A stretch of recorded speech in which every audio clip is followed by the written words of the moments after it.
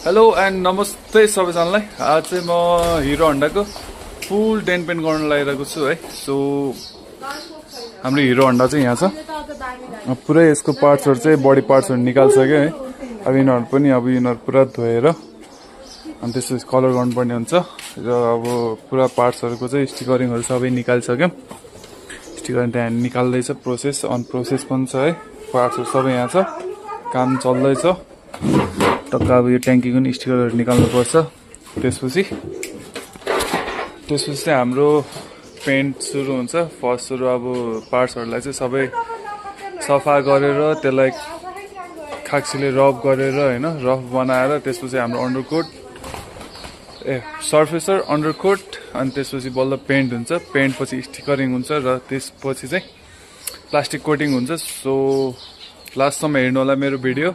म फुल डेन्ट पेन्टको फुल भिडियो हाल्नेछु, सर्ट्समा नि आउँछ, युट्युबमा नि राख्नेछु। सबैजना हेर्नु होला है त।